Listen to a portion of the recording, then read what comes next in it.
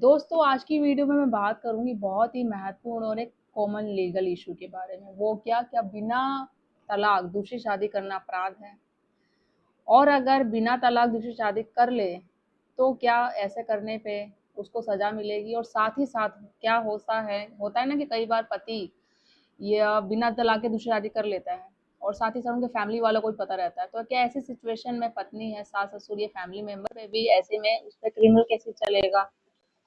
तो आज की वीडियो में पूरी डिटेल्स में बात करेंगे। सुप्रीम कोर्ट ने इस पर बहुत ही बड़ा और क्लियर फैसला दिया है। ठीक है, तो एंड तक बने रहिएगा। बहुत लोगों के साथ यही प्रॉब्लम होती है, क्या बिना तलाक के शादी कर सकते हैं या नहीं, और ये कर सकते हैं तो अपराध माना जाएगा, कौन सा केसेस है, बाइगेमी का लगेगा, तो इससे कैसे बचा जाता है। हाल ही में एक लेटेस्ट जजमेंट आया है जो आप लोगों को जानना बहुत ज़रूरी है। एंड तक बने रहिएगा। फिलहाल चैनल पे नए जुड़े हैं तो चैनल को लाइक करिए, शेयर करिए, सब्सक्राइब करिए, बाकी बेल आइकन दबाइए ताकि आपको टाइम टाइम से मेरी वीडियो की नोटिफिकेशन सबसे पहले मिलती रहे। तो बात करते हैं जो केस का मैं नाम बता रही हूँ जजमेंट का, Sivaraman Nair other state of Kerala. आप नॉर्मली डाउनलोड करेंगे इस जजमेंट को तो आपको मिल जाएगा। ठीक है, डिटेल्स में केस पढ़ लीजिएगा। मैं इसकी जो मेन है जो पॉइंट वो आपको बता देती हूँ, और सुप्रीम कोर्ट ने क्या गाइडलाइन करी कि बिना तलाक के दूसरी शादी करना अपराध है या नहीं, और भी क्या चीज़ें बहुत सारी इस जजमेंट में क्या है डिटेल्स में वो बात करेंगे। तो देखो कोर्ट ने क्या कहा, सिर्फ ये जानना कि हस्बैंड ने दूसरी शादी कर ली इतना ही काफी नहीं है कि रिलेटिव पर भी बाइगिमी का केस चल सकता है। ठीक है, होता था ना कि भाई नहीं, सिर्फ जिससे शादी करी उसी पे केस चलेगा, बट अगर फैमिली वाले भी उसमें इन्वॉल्व है ना तो उन पे भी चल सकता है। जी हाँ, तो आज की इस वीडियो में हम समझेंगे पहला पूरा केस क्या था इस जजमेंट का, सेक्शन 494 आईपीसी यानी बाइगिमी क्या है। जिनको नहीं पता है, जो फर्स्ट टाइम विजिट कर रहे हैं, जिन्हें नहीं पता होता है कि ऐसा करने पे कौन सा केस लगता है, जिन्हें बाइगिमी कहा जाता है, ये एक्चुअली है क्या, 498 का क्या रोल था इस केस में, सुप्रीम कोर्ट ने क्या कहा इसमें, और आम लोगों ने इसका क्या मतलब था, आम लोगों के लिए इसका क्या मतलब है, आपको क्या सीख मिलेगी जजमेंट से। तो एंड तक देखिएगा, स्किप मत करिएगा, क्योंकि ये जानकारी बहुत लोगों के लिए ज़रूरी है। तो चलिए समझते हैं बिना वक्त ज़ाया किए हुए। सबसे पहले समझते हैं बाइगिमी क्या होती है। जिन्हें नहीं पता है वो ध्यान से सुन लीजिएगा। बाइगिमी मतलब अगर कोई व्यक्ति पहली शादी लीगली खत्म किए बिना दूसरी शादी कर ले तो इसे कहते हैं बाइगिमी। इंडियन पीनल कोड की सेक्शन 494 आईपीसी के तहत यानी पनिशबल ऑफेंस है ये। यानी अगर हस्बैंड ने वाइफ को डिवोर्स नहीं दिया और दूसरी शादी कर ली है तो क्रिमिनल केसेस बन सकता है ऐसी सिचुएशन में। लेकिन सवाल यह है कि क्या सिर्फ हस्बैंड ही आरोपी होगा ऐसी सिचुएशन में, या पूरे परिवार पे भी केस चलेगा। ये भी बहुत लोगों का सवाल आता है कि भाई उसने, अगर हस्बैंड ने शादी कर ली है या मान लिया वाइफ ने भी कर ली है, ठीक है, वाइफ भी करती है ऐसे, ठीक है, बिना, तो उसमें सिर्फ वही इन्वॉल्व होगा, स्पाउस आपका पार्टनर, या उसकी फैमिली भी, उस पर भी क्रिमिनल केसेस चलेगा। तो अब पूरा केस समझते हैं जजमेंट में क्या हुआ एक्चुअली। तो इस केस में वाइफ ने कंप्लेन दर्ज कराई। उसने आरोप लगाया डाउरी हरासमेंट हुआ उसके साथ, क्रूरल्टी हुई उसके साथ, हस्बैंड ने दूसरी शादी कर ली, और फैमिली मेंबर को इसकी पूरी जानकारी थी कि ये सब वो कर रहा है बिना तलाक किए। कंप्लेन में हस्बैंड के साथ साथ father in law, mother in law और सिस्टर इन लॉ को भी आरोपी बनाया गया। यानी पूरा परिवार क्रिमिनल केस में आ गया।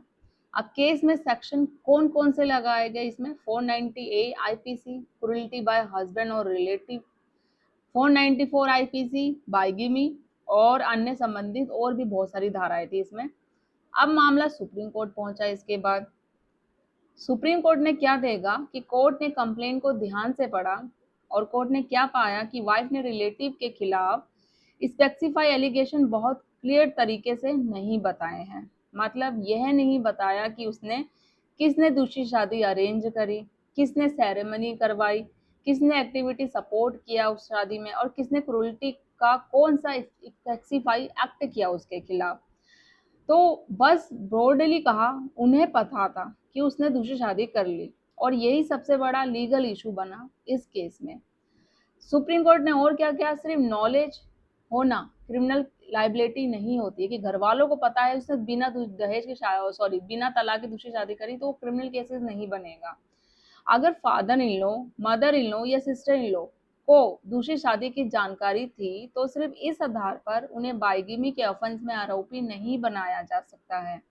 कोर्ट ने ये भी क्लियर एक साफ किया कि मेरी knowledge of second marriage insufficient है, कि मुझे नॉलेज है कि ये सेकेंड मैरिज करी है, तो यानी सिर्फ यह जानना कि हस्बैंड ने दूसरी शादी की है और अपने आप क्राइम नहीं बन जाता।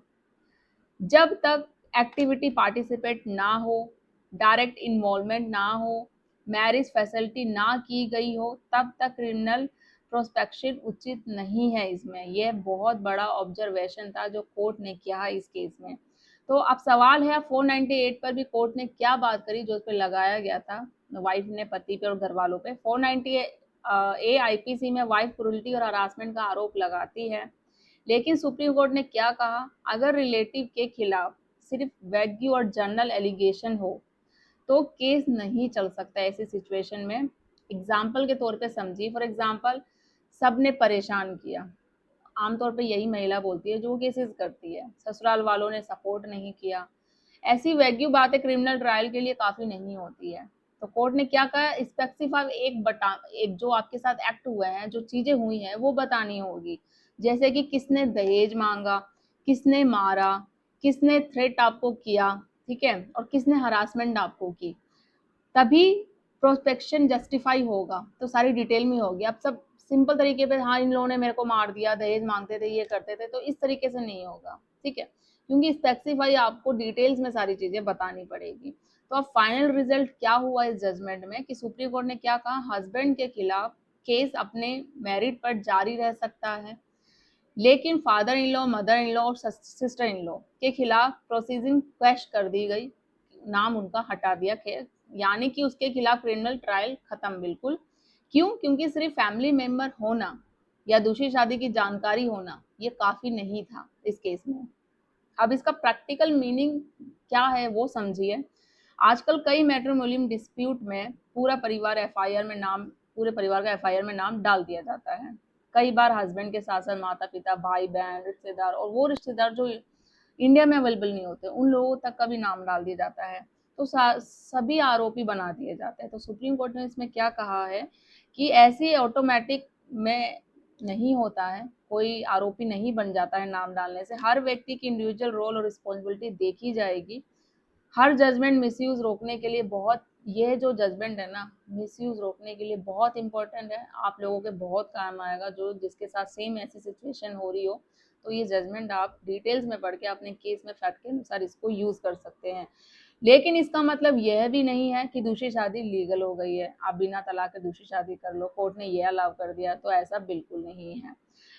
अगर बिना डिवोर्स दूसरी शादी हुई है या आप करते हो तो हस्बैंड के खिलाफ सेक्शन 498 का सीरियस केस बन सकता है और पनिशमेंट भी हो सकती है। ये फैसला सिर्फ इतना कहता है इस जजमेंट का कि बिना प्रूफ के पूरे परिवार को आरोपी नहीं बनाया जा सकता है, यानी जस्टिस होना चाहिए, रेवेंज नहीं बिल्कुल भी। तो आप एक सिंपल एग्जांपल समझिए क्या, कि पति ने मान लीजिए सीक्रेटली दूसरी शादी कर ली, छुप के, किसी को पता नहीं चला, बाद में वाइफ को पता चला और उसने एफआईआर कर दी, ठीक है, जो आमतौर पे होता है। अगर एविडेंस ये दिखाए कि मदर इन लॉ ने शादी अरेंज करवाई है, अगर वो करती है, और उनके खिलाफ भी केस मजबूत बन जाएगा। लेकिन अगर सिर्फ इतना हो कि उन्हें पता था, मेरी मदर इन लॉ को पता था कि बेटे ने शादी करी है, तो ये सिर्फ बोलना काफी नहीं है। अगर उसने शादी कराई है अपने बेटे की, खुद ही वहां पे मौजूद थी, तो फिर उस पर भी केस बन सकता है। तो केवल इस आधार पर क्रिमिनल लाइबिलिटी नहीं बनेगी, ये सुप्रीम कोर्ट ने क्लियर कर दिया है। और ये फैसला फ्यूचर के कई केसों को भी प्रभावित करेगा आने वाले टाइम में, विशेषकर बाइगी केस जो लगते हैं 498 जो मैटर जो बिना सबूत के लगाए जाते हैं, फैमिली डिस्प्यूट, मैट्रिमोनियल एफआईआर जो होती है, इन लॉज प्रोस्पेक्टिव, ये सारे केसेस। तो लॉयर और फैमिली कोर्ट इस जजमेंट को रेफरेंस के रूप में आप लोग यूज कर सकते हो, बहुत फायदा मिलेगा, इसलिए ये फैसला लीगली बहुत पावरफुल है। अब एक वीडियो खत्म करने से पहले मैं एक बहुत इंपॉर्टेंट बात बताऊंगी। अगर आप लीगल राइट जानना चाहते हैं, आप अपने केस में रिलीफ जानना चाहते हैं, झूठे केसों से करना चाहते हैं, तो सिर्फ सोशल मीडिया टाइटल देख के क्या कहते हैं उसे, कंक्लूजन मत बनाइए। पहले देखिए, समझिए क्या ये वाक़ई होता है या नहीं होता है। अगर भले मैं क्यों ना बोल रही हूँ, तो अपने एडवोकेट के साथ बैठ के सलाह कीजिए, क्या वाक़ई ऐसा होता है? ये धाराएँ हैं, ये राइट्स है, इसका हम यूज़ करके अपने केस में जीत सकते हैं, मेंटेनेंस देने से बच सकते हैं, हमें रिलीफ़ मिल सकता है, फिर ही आप इम्प्लीमेंट करिएगा। और जब आप मेरी बातों को, वीडियो को देख के इम्प्लीमेंट करते हैं और आपको राहत मिलती है, तो वो चीज़ ज़रूर मुझे बताइएगा। तो आशा करती हूँ आपको वीडियो पसंद आई होगी, और ये जो जजमेंट है इसका क्या आपको कैसा लगा सुप्रीम कोर्ट का, वो ज़रूर बताइएगा। और अगर सेम सिचुएशन होती, झूठे केसों में फंसे हैं, एफआईआर, तो इस जजमेंट का आप यूज़ कर सकते हैं। बट ऐसा बिल्कुल नहीं है कि दूसरी शादी कर लो आप बिना तलाक के, क्योंकि दूसरी शादी मतलब इक्वल टू पूरा परिवार जेल, आमतौर पे ऐसा ही होता है। लेकिन हर केस में ऐसा नहीं होता, लॉ फैक्ट और एविडेंस पर चलता है, और यही सुप्रीम कोर्ट ने दोबारा सबको याद दिलाया। तो दोस्तों, आज आपने क्या जाना? बिना तलाक दूसरी शादी करना सीरियस लीगल इशू है, लेकिन सिर्फ जानकारी होने से सास ससुर ऑटोमेटिक आरोपी नहीं बनते हैं, पूरा परिवार नहीं बनता है। सुप्रीम कोर्ट ने साफ क्या कहा है कि स्पेसिफाई रोल और एक्टिव पार्टिसिपेट होना उस शादी में ज़रूरी है, जब भी उन पर क्रिमिनल है जो केस बन सकेगा। तो अगर आपको ये लीगल अपडेट यूजफुल लगे तो ज़्यादा लोगों तक शेयर करिए, लाइक करिए, चैनल को सब्सक्राइब करिए। जल्दी ही मिलूंगी मैं एक ऐसे ही इंफॉर्मेटिव वीडियो में, और कमेंट में ज़रूर बताएं कि आप सुप्रीम कोर्ट के इस फैसले से सहमत हैं या नहीं है। तब तक के लिए थैंक यू।